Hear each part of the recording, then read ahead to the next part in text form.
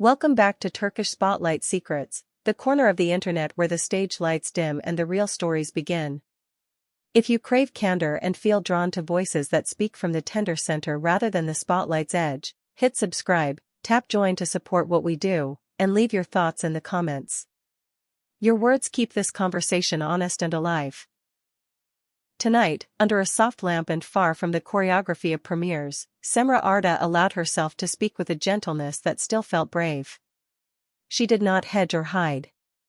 She chose a tone that sounded like a private letter finally mailed, a confession not of sin but of truth.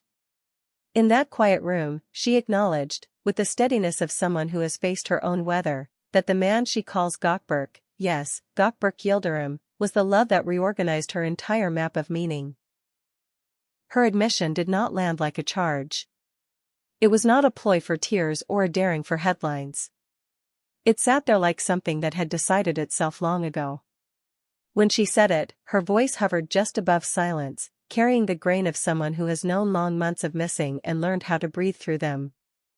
There is a difference between declaring that love was once present and confessing that love still traces the horizon of memory. She made that distinction with a clarity that jolted even those who thought they knew her. Cemre did not paint the past in gauzy light. She spoke instead of a contradiction, a union that nourished and scorched, a fire whose warmth brought her to life while leaving its own unmistakable marks. She did not narrate a single spark that vanished, she described a flame that kept changing shape, one that, depending on the day, could be shelter or storm. I loved him with everything, she said, pausing as if words were fragile glass. It wasn't spotless. It was complicated. But its flaws were part of what made it real. When pressed on whether she had ever found that same depth again, she didn't hesitate. No. Not because she craves tragedy, not because she wants to make herself a monument to lost love, but because once you have stood in a place of unguarded authenticity, anything that imitates it feels like staging. Let's stop here together, friends. Do you believe one love can shape a lifetime? Tell us in the comments. And if you find meaning in these careful, human conversations, join our community by pressing that join button. It keeps Turkish Spotlight Secrets independent and close to the heart. After the breakup unspooled in public, Cemre stepped away from the carousel. She left the premieres to other faces, let the covers go to other names, and refused to let the commentary drown out what she alone had to reckon with. In those months, she built a life out of ordinary rituals, evenings by the shoreline where the horizon didn't ask questions, pages filled in the back corner of a quiet cafe, calls to family that stretched long into dusk. She walked. A lot. Her absence wasn't defiance. It was medicine. I needed to find myself outside the outline of someone else, she admitted. The warning is familiar but often ignored. When devotion begins to steer every decision, the sacrifices that once felt noble can, without warning, start to hollow you. She keeps small things from that time. There's a simple box, not ornate, not showy, that holds letters whose ink has softened, photographs that were passed between hands until the corners blunted, and tokens that would look like nothing to anyone else. She confesses that there are songs she still can't play without feeling the room tilt, tracks they would cue up before stepping onto a set, music that was once just music and is now a compass back to a version of herself. Those objects and melodies do not trap her in grief. They remind her of capacity, to feel without calculating, to commit without bargaining, to be moved by something that isn't a metric. The aftermath did what aftermaths do. Some offers evaporated, and friendships strained under the weight of everyone else's opinions. And there were evenings when the apartment felt too big because the person who had once been a constant was now a ghost in familiar rooms. But she refuses to tally those costs as simple loss. Certain endings teach. The return to her craft was not a clean, immediate triumph, it was the slow work of becoming sturdy. That sturdiness, many argue, shows on screen now. In moments when some actors reach for rehearsed gestures, Cemre's expression seems to carry breath from a deeper place.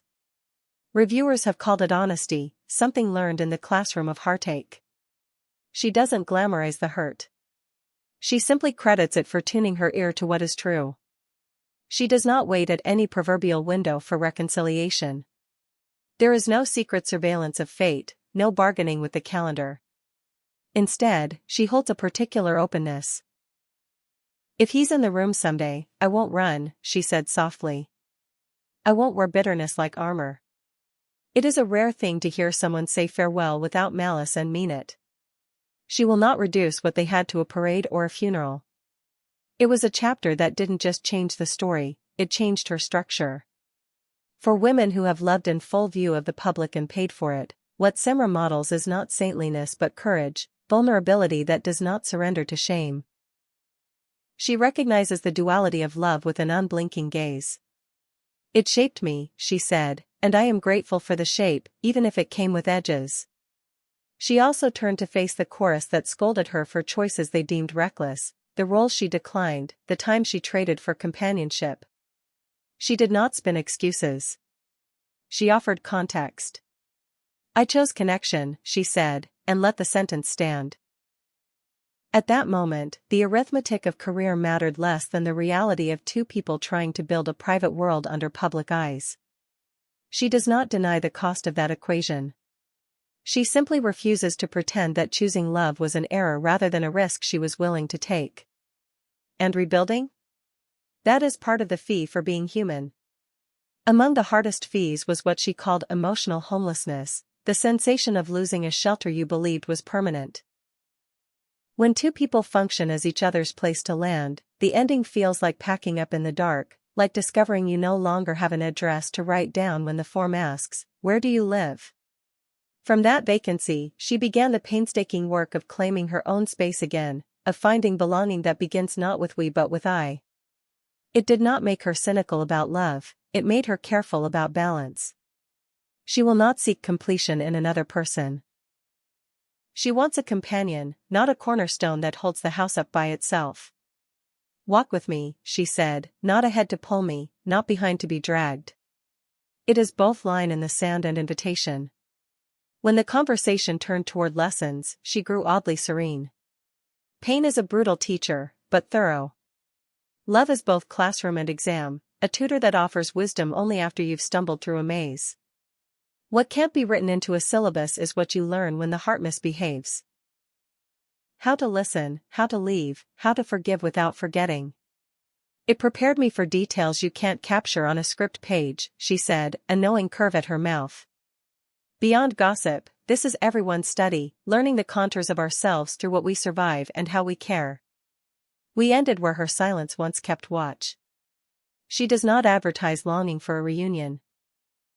She protects a quiet tenderness that remains, not as a candle waiting in a window, but as a soft light in a memory room she visits without fear.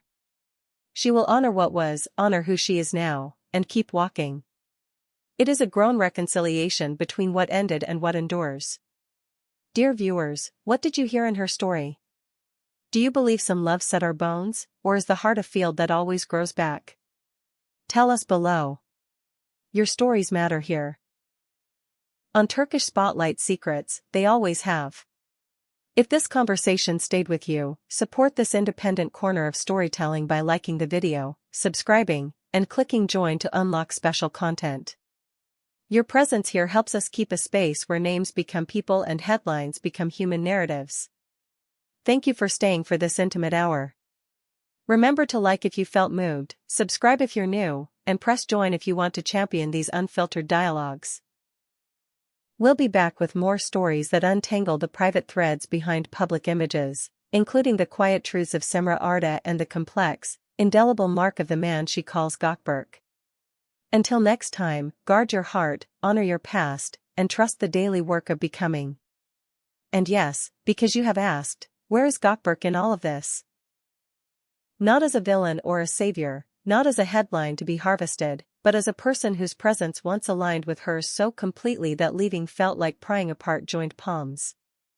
Those who have watched him on set know his discipline, his precision, the way his focus narrows until nothing exists beyond the scene. In private, that devotion translated into a steadying calm, a refusal to dramatize what did not require drama. For a long time, that steadiness held them. Then schedules grew harsher. Then eyes multiplied. Then the same certainty that once offered safety began to feel, on bad days, like a locked room. They both contributed to that architecture. They both, in the end, refused to keep living inside it. Cemre is not erasing him from her narrative, and she is not clutching him as if he were the only chapter worth rereading. She allows the truth to exist without an argument attached. He mattered more than anyone before or since. And also, she is not pausing her life in the hope of rerun seasons. This is what maturity looks like on camera without costume. She can store the box of mementos on a closet shelf and still walk out the door without looking back at every step. She can hear their old playlist in the car and let it wash over her without swerving off the road. That is not indifference. That is integration. Her work now carries a density that audiences can sense even if they can't name it. In a recent scene, a single breath told a story her character's dialogue never said. Critics wrote about it as if they had witnessed a private confession masquerading as performance. Cemre shrugs at that and says only that she tells the truth the way she knew it. Perhaps that is the final outcome of this chapter with Gökberk. She learned to keep her center even when the world wants you to become a spectacle.